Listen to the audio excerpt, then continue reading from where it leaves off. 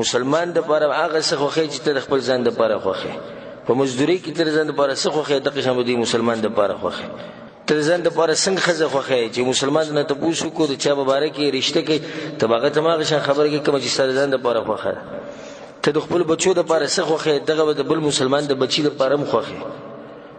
ته د خپل خپلوان د پاره څه خوخه د قسم دی بل مسلمان د پاره مخوخه او دا صفت د بډیرو کوم خلکو کې ده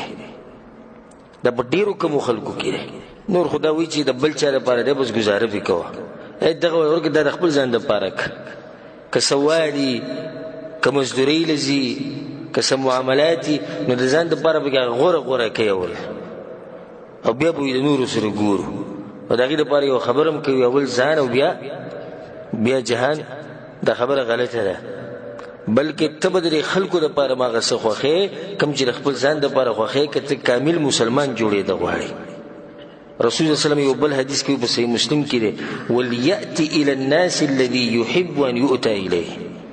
او د خلکو سره به دي معاملات کې لکه څنګه چې تغواړي چې خلک تاسو سره وکړي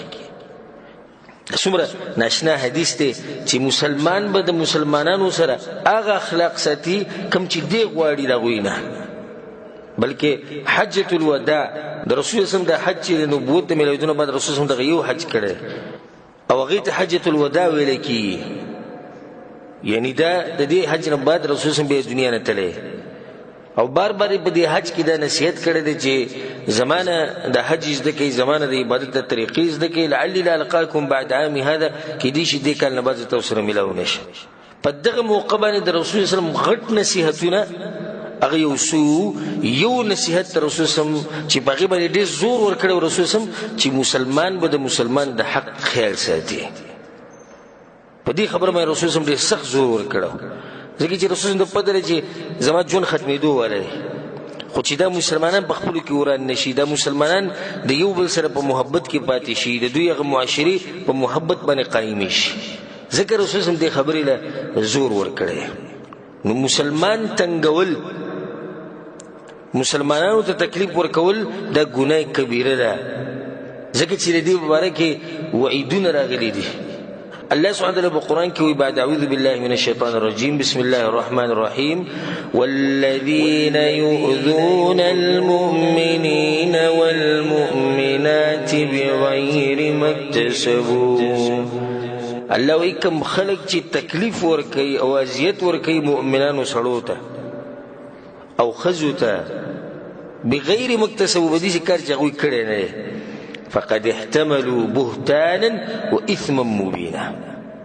دی بخبلو وګوباني غټ ګناه چې غبار کړي ده بهتانونه لګولې په مسلمانانو باندې دی به تاسو کې د خدای عام مؤمنانو مبارک دي بیا چې څومره د انسان اوچتي ته چې تنګي دومره ګناه غټه ده لکه اوس یو سړی عام مؤمن تنګي عام مسلمان تنګي د دې یو قسمه ګناه ده خو یو مسلمان دی یو مؤمن دی چې هغه ډېر اوچت دی په عباداتو کې په تقوا کې عالم دی اوچت انسان دی به دې تنګي نو ګناه باقي شي دي نه ګناه کې به فرق راځي په سزا کې به فرق راځي حدیث کې راځي رسول صلی الله علیه وسلم وی الله وی من عاد لي وليا چې زما مرګره تنګ او زما مرګري نه مراد یعنی چې کوم خلق د الله په دین باندې صحیح روان دي او دا اولیاء الله دي نو الله سبحانه وتعالى چې زما مرګري تنګو فقد اذنته بالحرب نو د دې سړي سره زما اعلان جنگ دی د ماته چې نو پتون ټپول دي او د سره بزه ګورما څومره چې اوچت انسان ته تنګي دومره وته د ګناه ډیره ملوي الله بالقرآن كوي إن الله يدافع عن الذين آمنوا الله الدفاع كي دا خلقو طرفنا كم چي مؤمنان دي نو كم خلق چي مسلمانانو پورن خدي مسلمانان تنگي خصوصا نیکان خلق نن سبا دي بيدينو خلقو تا يو موضوع ملو شوي دا زيب زيب غيباني خبري كي او غدا علماء کرام او دا نیکان موحدین انسانان په دوی پورې ختی دي د رسول صلی الله علیه وسلم نه یو کس ته پوښتنه په صحیح بخاری صحیح مسلم کې دا حدیث دی و یا رسول الله ای المسلمین خیر په مسلمانانو کې غوره مسلمان کم یو دی اوس موږ کې هر سړی د ارمان لري چې د بری غوره مسلمانانو کې شمار شي. ستاسو د ارمان دی که نه دی؟ زموږ ټول د ارمان دی. نو دې صحابه کرامو زموږ د ارمان پوره کړی، د رسول صلی الله علیه وسلم نه تپوس کړی ای المسلمین خیر، یا رسول الله بری مسلمانانو کې غوره مسلمان کم یو دی؟ رسول صلی الله علیه وسلم مختصر جواب ورکړو، هغه ته کېږي من سلم المسلمون من لسانه ويده. د کوم مسلمان د جبې او د لاس نه چې مسلمانانو ته څه تکلیف نه رسي، دا غوره مسلمان دی. د کوم مسلمان د جبې د شر نه او د لاس د شر نه، د خپو د شر نه، د اندامونو د شر نه چې مسلمانان په حفاظت کې دي، دا غوره مسلمان دی. په جبه باندې دی چا غیبت نه کوي، په جبه باندې دی چغلخوري نه کوي، په جبه باندې دی چا ته کنځري نه کوي، په جبه باندې دی چا پورې خاندي نه، په جبه باندې دی یعنی هر قسمه تنګول چې هغه د جبې سره تعلق ساتي هغه دی نه کوي. په دې لاس خپو سره دی مسلمان نه تنګي، ظلم زیاتی نه کوي، وهل ټکول نه کوي، د چا حق خوري نه، دا غوره مسلمان دی. په یو بل حدیث کې راځي رسول الله صلی الله علیه وسلم المسلم کامل مسلمان کم یو دی؟ من سلم المسلمون من لسانه ويده. د چا د لاسونو د شر نه او د جبې د شر نه چې دی نو مسلمانان په حفاظت کې د غوره او کامل مسلمان دی. سبحان الله، کله چې انسان د قرآن وای او په دې ځان پوه کړي او په دې حدیثونو باندې ځان پوه کړي، نو ته به حیران شي چې د شریعت څومره یعنی زمونږ د حقونه یو بل ته ښکاره کړي. ته به حیران شي چې کله ته دا وینې چې شریعت موږ څنګه منع کوي د دې نه چې ته مسلمان نه تنګې. اسې دې حدیث ته غوږ کېږدئ، امام ترمذي دا حدیث راوړی. رسول الله صلی الله علیه وسلم اذا کنتم ثلاثه، کله چې تاسو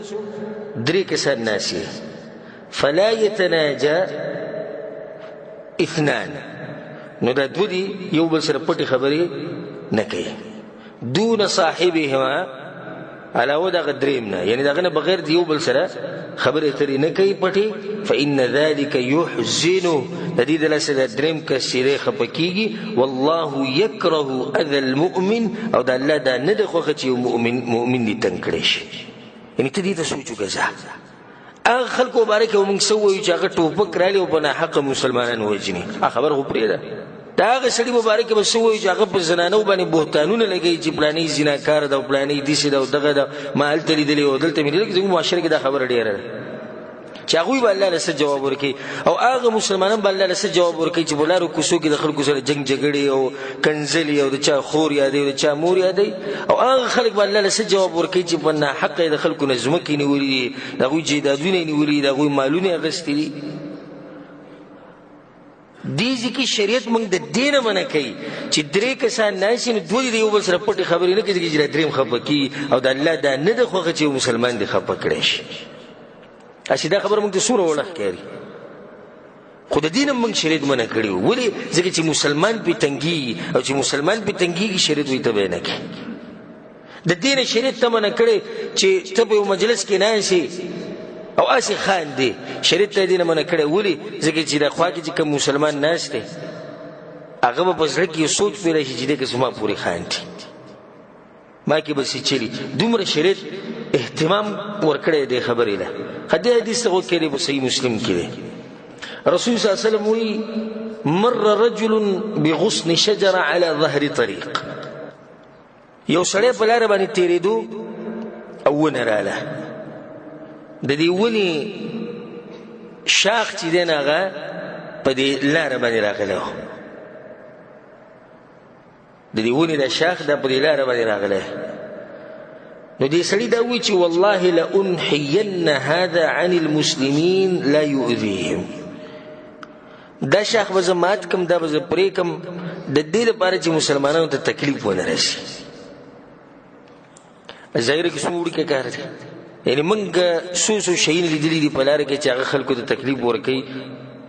دا خو پرېږدي چې سړی سوچ وکړي چې دا خبره ختمه کړي، الټه داسې کار به وکړو چې مسلمانانو ته ښه تکلیف جوړ شي. دا خو پرېږده چې دې هغه تکلیف ختم کړي، بلکې تکلیف به مسلمانانو ته ښه ډېر کړي. ګن بلا به راوالي په لاره کې به دغه شان ورګزار کړي څه شی به وڅکي د شیشې بوتل به هغه به دغه شان لارې ته ګزار کړي هغه به مات شي کېدای شي څوک روان دی هغه خپل به زخمي شي ګاډی پې وخیږي ټیر پنچر شي مسلمانانو ته خامخا یو تکلیف جوړ شي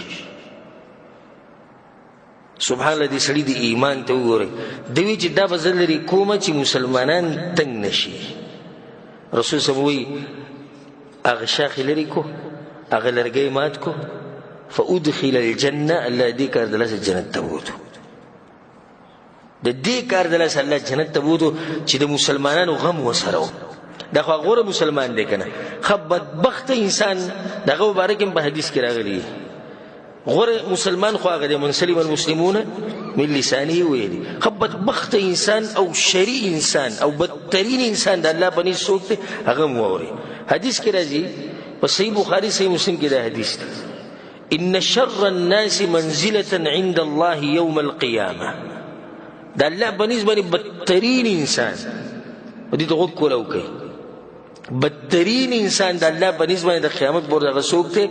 من ودعه الناس او تركه الناس اتقاء فحشه هغه انسان چې خلکو سره معاملات پرې خو دي د بد اخلاقی د لاسه هغه انسان چې خلکو دغه سره تګ را تګ پرې خو دي د فحاشۍ د لاسه هغه انسان چې خلکو دغه سره غم خادي راشه درشه پرې خو دي د کنزلو د جګړو د لاسه دا حدیث زه په یقین سره چې ډیر کم مرګري به چې مخکې به اورېدلې دا حدیث مخکې تاسو اورېدلو ډېر لږ مرګري به جواب اورېدلې لکه اوس یو سړی دی بد اخلاقه دی راځي چې یو د پلاني خواله پورې مړ لري کوي ولي روزانه وي د جنگ جګړې دی روزانه د کنځلې دي روزانه د بد اخلاقي روزانه د فحاشي غلط سړی دی سو کوئی سپک سړی دی سو کوئی خراب سړی دی زه خواله نه ورځم دا انسان چې د چا مبارک خلک وایي چې موږ خواله نه ورځو دا بدترین انسان دی د الله په نزد د قیامت په ورځ ځان داسې کوي او په ځان کې داسې اخلاق او داسې خوی پیدا کوي چې خلک ستاسو خواله راځي د هغوی یو شوق او مینه پیدا شي چې یاره ارمان چې موږ د پلاني سره ډېر وخت ناست وی زه چې زو د پلاني خواله خبر وي زه چې زو ستړی به وي قسمه قسم تکلیفونه به ورته ورسي خو دې ځان رسوي دغه انسان خواته انسان کې څه کمال له آخر چې د خلک خواله ځي هغه به کېدلی چې دا سړی خیرخوا دی د مسلمانانو دا سړی مسلمانانو له تکلیف نه ورکوي ځکه اوس د خلکو محبت دی او دا طبیعت هر انسان په طبیعت کې دا خبره پرته ده چې کم سړی چې بد اخلاق کوي او د خلک تنګي راتنګي د خلکو سره هم نه لګي